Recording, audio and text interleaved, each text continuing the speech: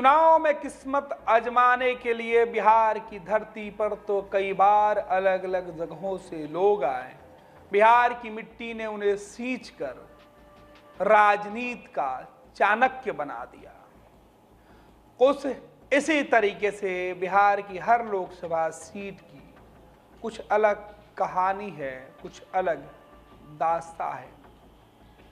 बिहार की एक सबसे महत्वपूर्ण लोकसभा की सीट, बिहार का महत्वपूर्ण जिला मुजफ्फरपुर की सीट कभी गुजरात और महाराष्ट्र से आने वाले लोगों को संसद भेजा करती थी। एक वक्त था कि मुजफ्फरपुर में अकेले 6 लोकसभा की सीटें हुआ करती थी। वक्त ने करवट बदला, सीटें बढ़ती चली गई, लोग कटते चले गए। जॉर्ज से लेकर कई अलग अलग चेहरे मुजफ्फरपुर के किस्मत संवारने वाले वो खेवनहार बनते रहे। समय समय पर वो तस्वीरें बदलने वाले विकास पुरुष और महापुरुष बनते रहे। लेकिन बिहार के बाहर की मिट्टी से ताल्लुक़ रखने वाले लोगों का बिहार में जब आना हुआ तो फिर वो यहीं रच बस गए। बिहार केवल मुजफ्फरपुर के लिए ही नहीं बल्कि गांधी को भी महात्मा बनाने का श्रेय इसी बिहार की मिट्टी को जाता है। महात्मा गांधी अगर चंपारण में नहीं आते तो शायद उनकी कर्म भूमि भी बिहार नहीं होती। महात्मा गांधी को तो दुनिया पहले से जानती थी, लेकिन महात्मा गांधी का वो अवतार, महात्मा गांधी को गांधी बनाने का श्रेय बिहार की इसी मिट्टी को जाता है। भगवान बुद्ध को ज्ञान अगर इस धरती पर मिलता है तो विश्व को पहला लोकतंत्र देने का ये सौभाग्य भी इसी मिट्टी को मिलता है। लोकसभा चुनाव में हर लोकसभा सीटों का हाल, कुछ पुरानी किस्सा कहानियां हम आपको बताएंगे और इस कड़ी में आज मुजफ्फरपुर की ये कहानी हम आपको बताने जा रहे हैं।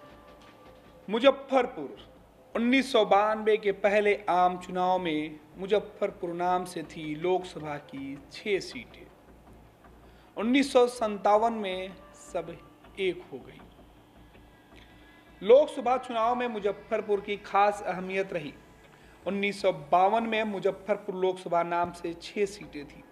तब श्यामानंद सहाय मुजफ्फरपुर मध्य, अवधेश्वर प्रसाद सिंह मुजफ्फरपुर पूर्वी, दिग्विजय नारायण सिंह मुजफ्फरपुर उत्तर पूर्वी, CNP सिंह उत्तर पश्चिमी, राजेश्वर पटेल और रामेश्वर साहू मुजफ्फरपुर सह दरभंगा से सांसद चुने गए थे। 1997 में लोकसभा के दूसरे आम चुनावों में सीटों का पुनर्गठन हुआ। मुजफ्फरपुर नाम से इकलौती सीट बची। पहली बार श्यामानंद सहाय सांसद चुने गए, लेकिन शपथ नहीं कर पाए। उनका निधन हो गया। उनकी जगह अशोक मेहता को कांग्रेस ने प्रत्याशी बनाया। मेहता मुंबई और गुजरात से ताल्लुक रखते थे। मुजफ्फरपुर ने उन्हें भी चुना था। आज जिस तरह बिहार के लोगों को दूसरे प्रांतों में कई बार बाहरी के तौर पर देखा जाता है, लेकिन बिहार खासकर मुजफ्फरपुर के लोगों ने ऐसा कोई भेदभाव नहीं किया। यहाँ के मतदाताओं ने बाहरी लोगों को भी खुलकर गले लगाया और वो यहीं के होकर रह गया। तब तो अशोक मेहता के बाद जॉर्ज फर्नांडिस को भी सियासी कर्मभूमि मुजफ्फरपुर बन गई थी। आपको बता दें कि अशोक मेहता बम्बई और गुजरात से ताल्लुक रखते थे। उसके बाद जॉर्ज फर्नांडिस भी बिहार आए तो यहीं के होकर रह गए। पहली लोकसभा के सभी सांसद न केवल स्वाधीनता सेनानी थे, बल्कि कांग्रेस की पृष्ठभूमि से होने के बावजूद समाजवादी विचारधारा के थे।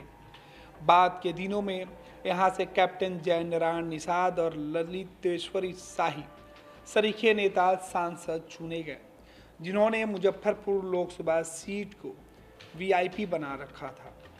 यह दिगर है कि जब 21वीं सदी के आम चुनावों में इस सीट की अहमियत वो नहीं रही जो पहले हुआ करती थी। अब NDA हो या मुख्य विरोधी पार्टियां राजद, कांग्रेस या इनका महागठबंधन प्रत्याशी तय करने में उतनी चुस्ती और फुर्ती नहीं दिखा रहा है। एक नज़र डाल देते हैं मुजफ्फरपुर सीटों का तो हाल भी समझ लीजिए।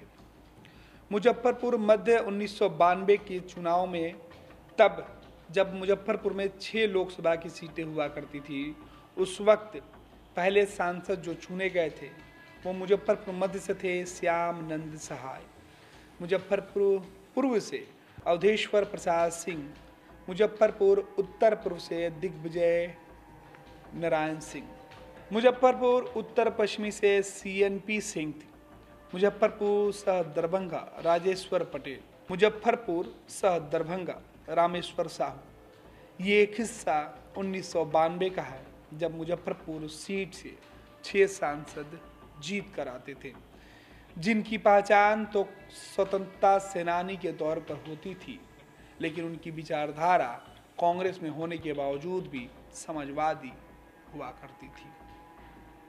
साल बदला और वक्त के करवट के साथ ही मुजफ्फरपुर 6 सीटों से घटकर 1 सीटों वाली लोकसभा हो गई।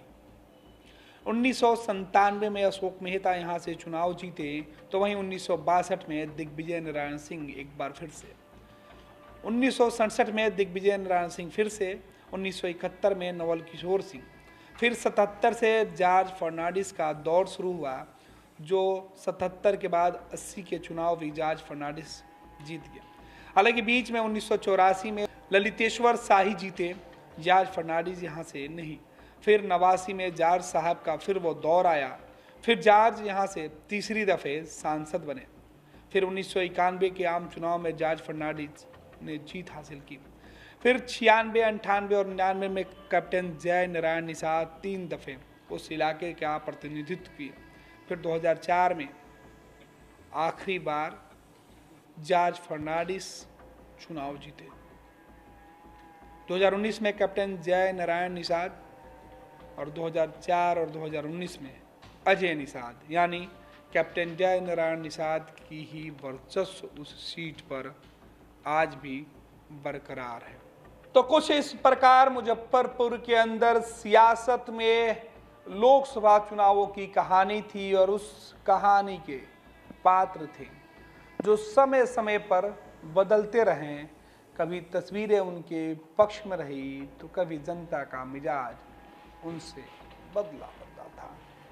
तस्वीरें बदली, सांसद का चेहरा बदला, लेकिन नहीं बदली तो मुजफ्फरपुर की पहचान, मिठास और मुजफ्फरपुर की इतिहास में वो दर्ज कहानियाँ।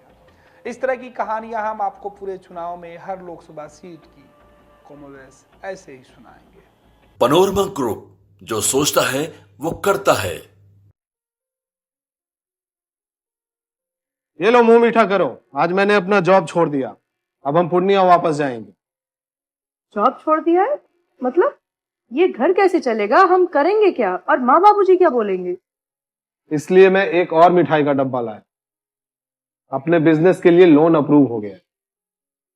अरे लोन अप्रूव हो गया वो तो ठीक है, लेकिन पूर्णिया में हम रहेंगे कहाँ? अपना घर भी तो नहीं है वहाँ। इसलिए तो एक और मिठाई का डब्बा अलग से लाया हूँ। हमने पूर्णिया में घर ले लिया है, पूर्णिया के ई होम्स पैनोरमा में।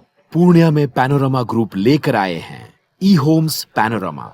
बड़ा घर, आलीशान जिंदगी और अत्याधुनिक सुविधाओं के संग। अरे अरे, अब क्यों मुंह मीठा करवा रही हो?